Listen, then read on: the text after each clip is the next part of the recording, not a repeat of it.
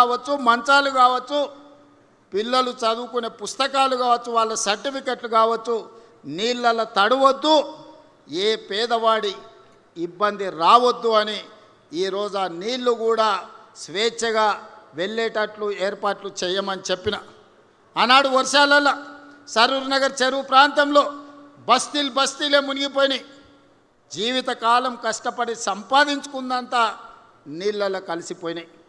అందుకే ఈనాడు ఆ కష్టాలు ఉండొద్దు, ఆ కష్టాలకు కారణమైన కబ్జాదారుల కోరలను పీకాలని ఈనాడు హైడ్రా సంస్థను తీసుకొచ్చినాం.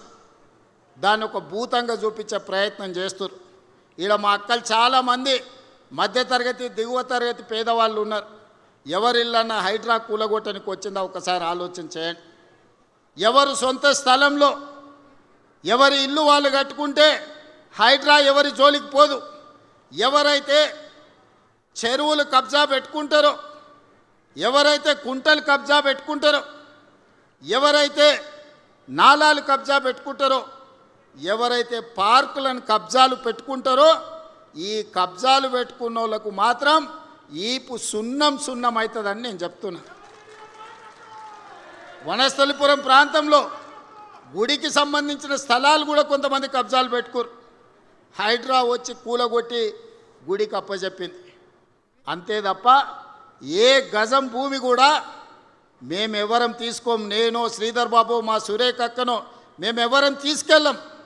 ప్రజలకు ఉపయోగపడే విధంగా పార్కులకు అభివృద్ధి చేసి, గుడులు అభివృద్ధి చేసి, నీళ్లు నిలవడానికి ఒక అవకాశం ఇస్తే, నీళ్ళు ఎక్కడైతే ఉంటాయో మనం ఆ నీళ్ళ స్థావరాలను కబ్జా పెట్టుకుంటే వెళ్ళడానికి దారి దొరక్క ఆ నీళ్లు మన ఇళ్ళను కబ్జా పెట్టుకుంటున్నాయి. మన బస్తీలకు నీళ్ళు ఎందుకు వస్తున్నాయి?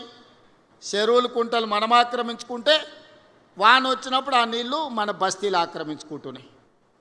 కొద్దిమంది కబ్జా చేసుకుంటే వేలాది కుటుంబాలు ఈరోజు నష్టాన్ని భరించాల్సి వస్తున్నాయి, కష్టాలను ఎదుర్కోవాల్సి వస్తున్నాయి. ఈనాడు మన సమస్యకు, మన బస్తీలు నీళ్ళలో మునగడానికి, మన కాలనీలలో నీళ్లు అట్లనే ఉండడానికి కారణం కొంతమంది కబ్జా రాయిలు కబ్జా పెట్టుకోవడమే. ఆ కబ్జాలు పెట్టేటోళ్ళు ఎవరైనా సరే, ఎంత వారైనా సరే ఈ ప్రభుత్వం వదలదు అని చెప్పి ఈనాడు నేను స్పష్టంగా చెప్పదలుచుకున్నా. అదేవిధంగా ఈనాడు ఢిల్లీ నగరం చూసినాం, ముంబై చూసినాం, బెంగళూరు చూసినాం.